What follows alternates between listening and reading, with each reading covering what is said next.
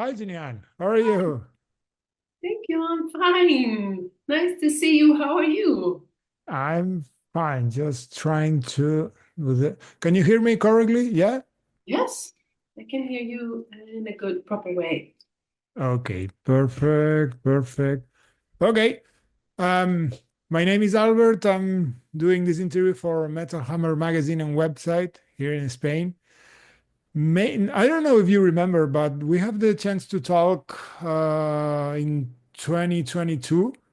Uh, Yes, I remember, and seeing you, I remember that being a very nice conversation. So I remember. Yeah, and now that I see the opportunity to chat with you again with a new album.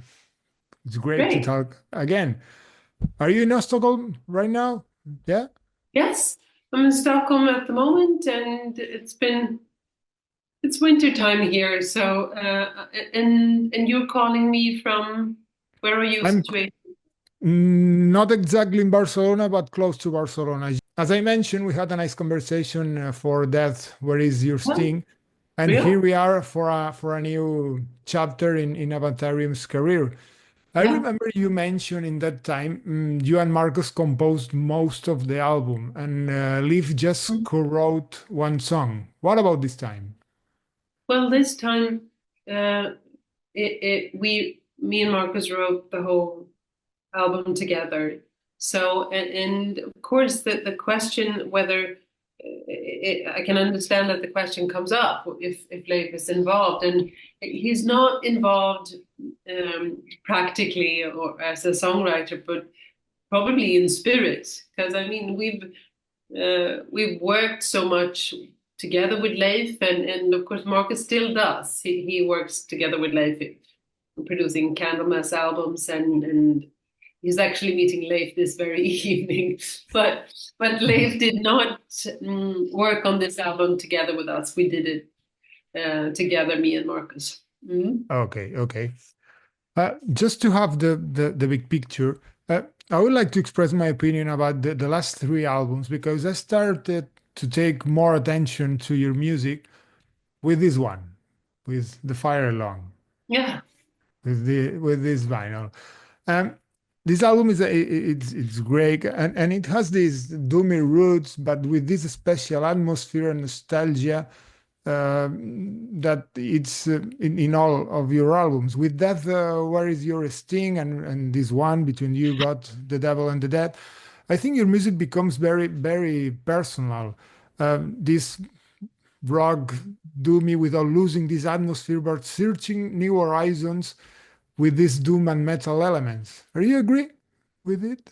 Yeah, actually, when I listened to this, the between you, God, the devil, and the dead, it's because I mean it was finished early summer, and now because of technical reasons, the release is delayed. It was supposed to be in November, but now it's January. I had some time apart from the album, and when I hear it, of course I think it's quite much back to the roots, being a riff, quite riff based or riff orientated album. Um, so, um, which is interesting because we composed a lot of the material on the piano and then converted that to guitar. So it's both. I think um, it's it's personal, but still it's somehow back to the roots. That you mentioned about the piano, and it's one of the things that take my attention of the album. These different elements and different Yeah. instruments, the different elements in general, and the use Mm, of these instruments like the piano and other ones. mm, Yeah, yeah, yeah. Talking about this new one, for me, this one with the two previous are kind. I don't know if you agree, but it's a kind of I don't know, a trilogy because it's very different from previous albums.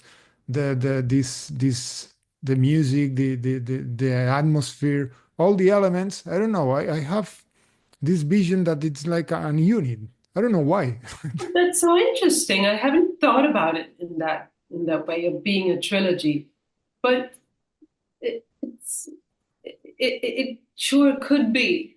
It's unintentional, and of course, it's the trilogy of our lives, or our relationship, and how our life has evolved, and how also, of course, of how Avatarium has affected us and the way we think about life and music, and now it's out there for everyone to hear it and listen to.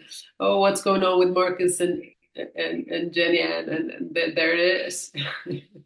Yeah. Maybe the reason is because there are different albums, but with these common elements Yeah. in general. Yeah. And Uh, of course, I'm very now bad it's, explaining this.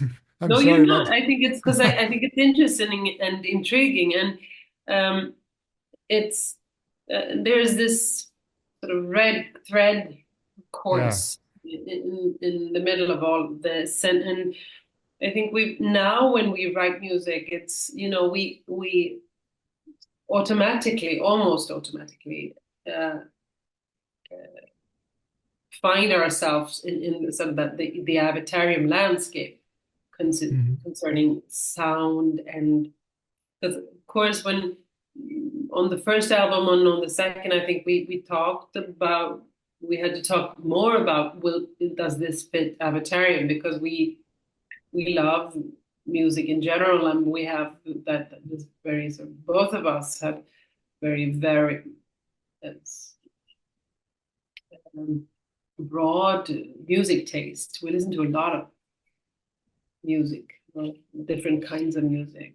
So, And but that's now the I reason. think we have. I mean, we know what Avatarium has, its unique sound, and we know what that is, and that's, as we write together, and it's for Avatarium. It's just the sound is there. And maybe that's the reason that because you mentioned it, you listen a lot of music, this diversity of the album, for example, because talking about songs, there's songs more doomy, like first one, long black waves. Um, I see you better in the dark is more maybe 70s sound, or Mhm. being with the dead, one of the hardest songs. Not from the underground, one of the more, I think, original with this oriental touch. Certainly, you try new things, sounds and elements this time. Yeah, and it's, also I think we've been quite focused on what we like to play live, and after this amount of time, more than 10 years of doing this, we know what we like to play live, and what triggers us, and makes. I know, as a songwriter, I know what I like what kind of sort of, um, melodies or phrases that I like to sing and perform live. And I think that we had that very much in mind writing this album. We wanted to easily translate to the live scene. Mhm. And I think this album really does that. We're having a small release party here next week, and we've rehearsed for that, just the new material, and you feel it instantly that it's written very much with the live performance in mind, and it works very well. Mhm. So, mm, And I think one of the things that I appreciate more about listening the album, because last days I listened a couple of times. mm, Each time that I'm listening to the album, I know I always happen the same to me. For example, listening one song, oh, look, this guitar, I noticed the previous time, but this time it's a new yeah, element that I discover. For example, today I'm just cooking and listening the album. The guitar, for example, on Lovers Give a Kingdom to Each Other, for example, the piano and the different songs. There's a lot to explore. And yeah. There's a lot. I'm glad to hear that. There's a lot to explore, and you can be cooking, and you notice something new and exciting, and what's that? I didn't hear that first time. So I get, we've started to receive reviews, um, and they're, as far as I've noticed, great. We get these high scores in ratings and so on. But I also read that, well, as I know, our music can be perceived as a bit demanding, but it has this quality that when you get into it, there's it opens a lot of exciting musical doors. You experience new things as you listen Mhm. again and again. So, yeah. And one of the things that surprised me in some way is the drum sound, because today in the metal scene I think drums are overproduced with a lot Yeah, of compression, and yeah, the drums in this album sounds very natural. yeah, they are because Marcus, as a producer, is totally against or opposed triggers or compression or Yeah. having that digital sound. They're very organic. They sound as they're played, and they're played by an excellent drummer. Our drummer Andreas Sabojohansson is such a fantastic drummer, and it would be a shame to uh, sort of box him in this digital world. And but yes, so of course this is hard rock, and this is the drums are very upfront, and what happens there sound wise is important for the whole sound, of course, Mhm. and they're very organic.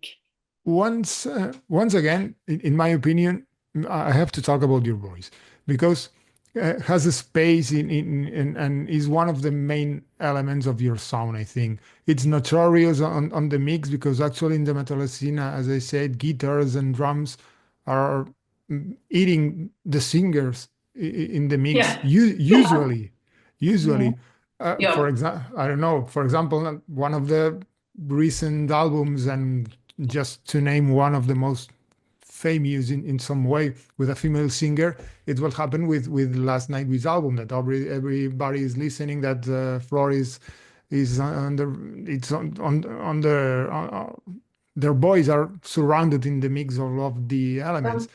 And Yeah. it's not in your case, because your voice is always, and it's one of the best things of your sound. What do you think about the treatment of your voice this time?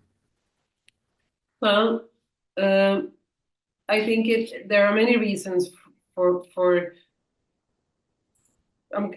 first of all, thank you for noticing because we put a lot of effort into finding an organic balance. And Marcus is so meticulous with the sounds and the quality, and of course, and so I when I think about this, of course, it also depends on the compositions and the sort of how the music is written, Mhm. and by whom it's written, and you have to.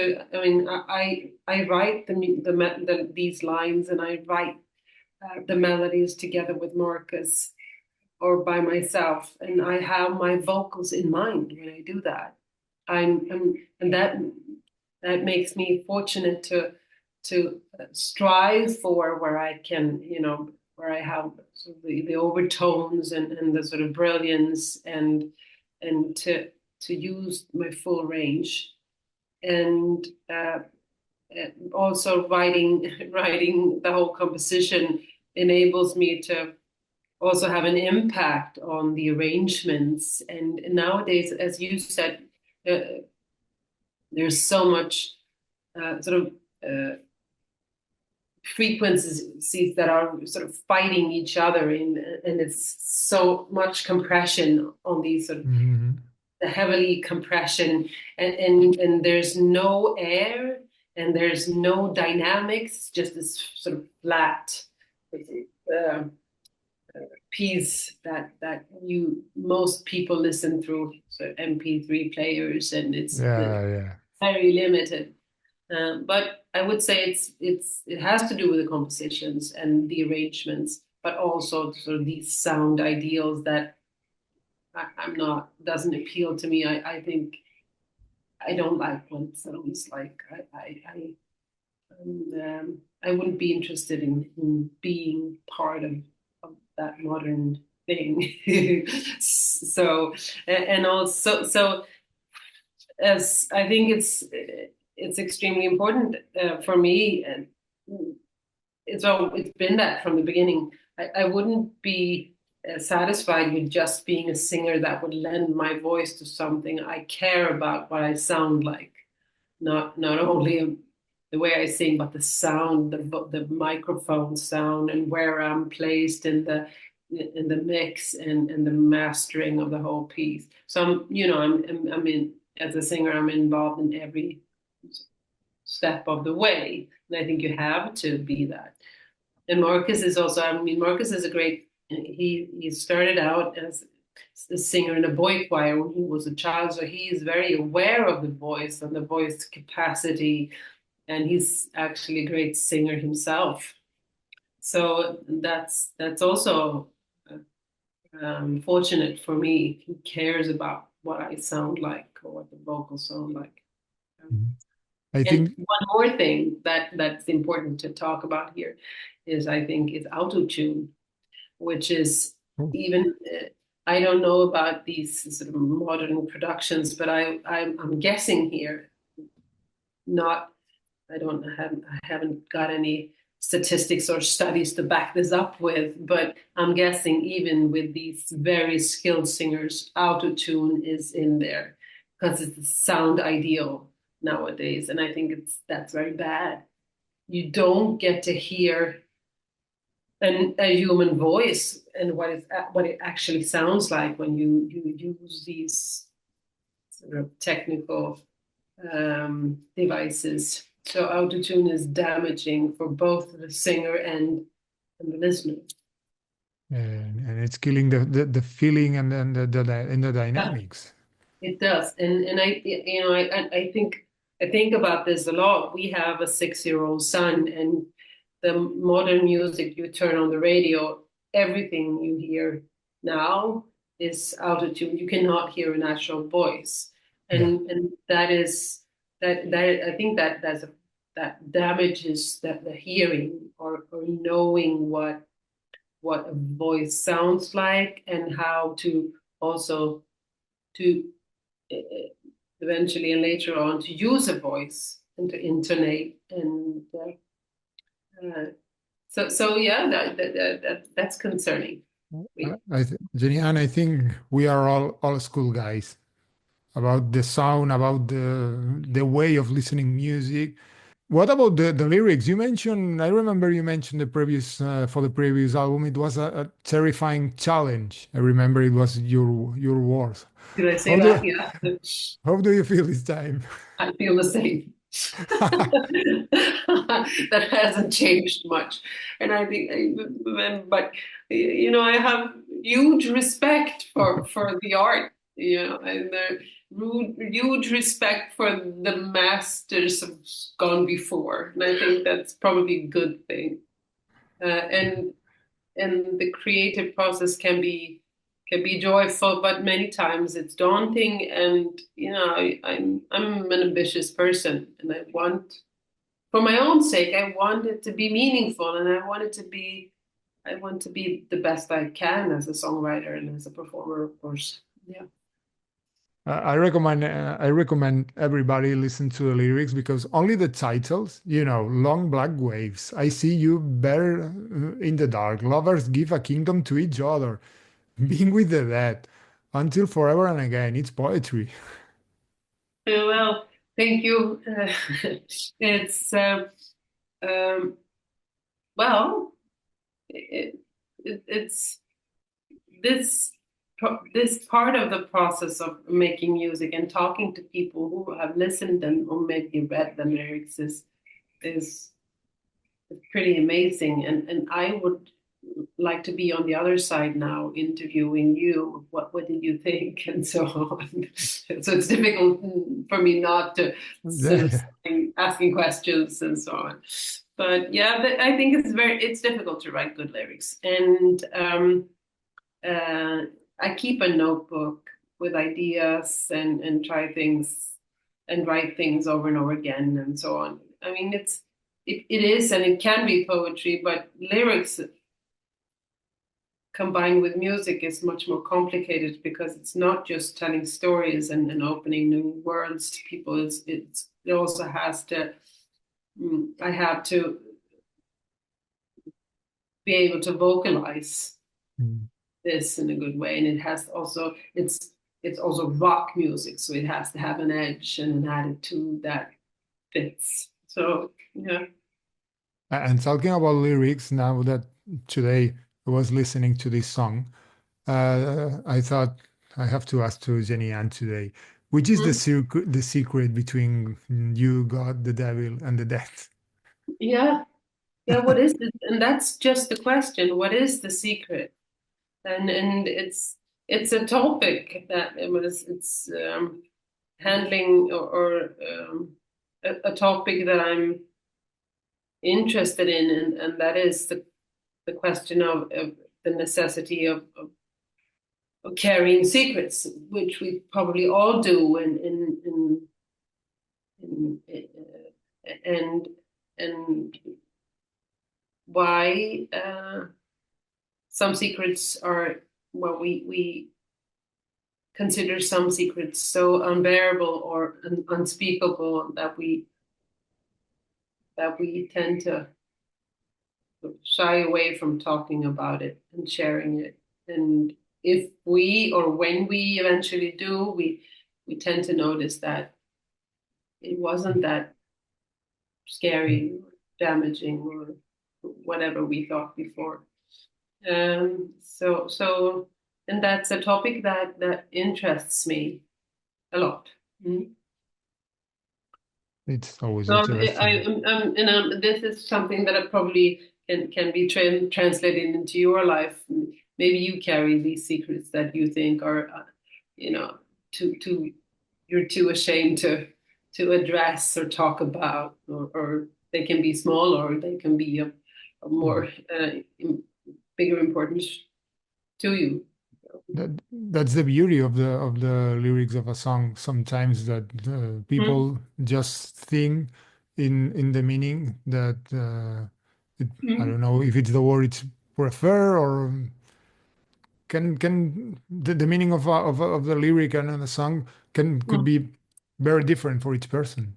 Yeah. mm, yeah, Um, Let me ask, because I remember, for example, in a chat with a couple of years ago with Aaron from my dying break, and he told me that he didn't like to play a lot of gigs because um, the doing a lot of shows uh, it's not healthy for him, and in this way the band becomes a little bit more special because it was unusual.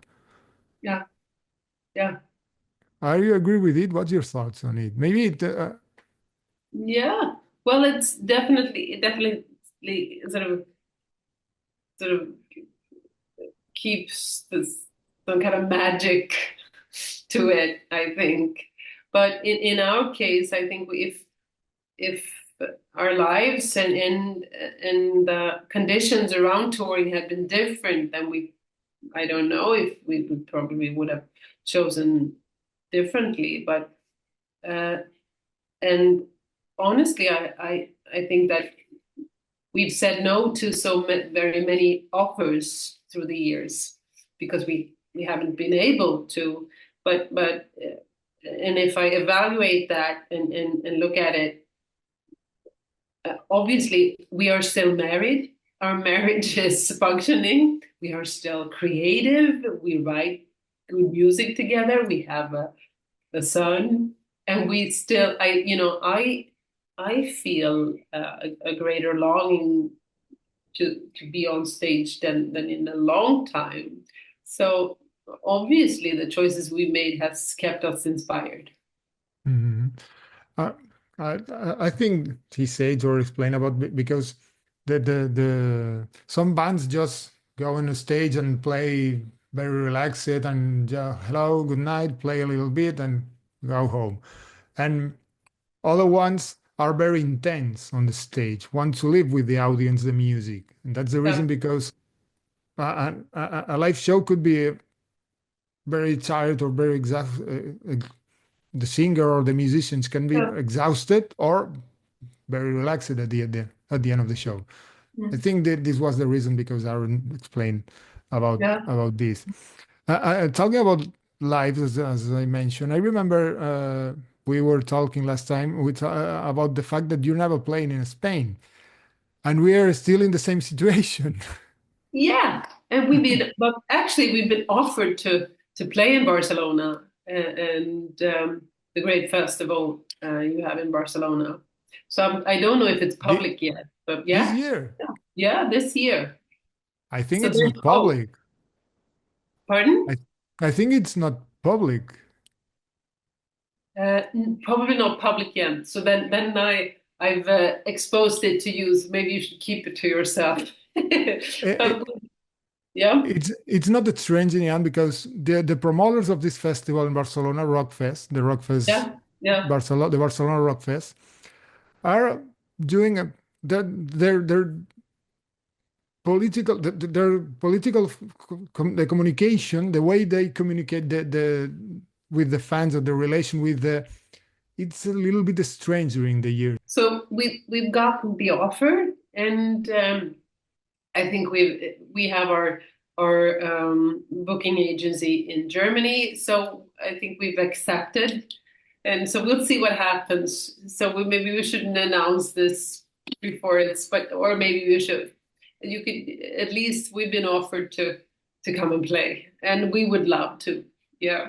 Should be great because as I said, Yeah. it's close to my home.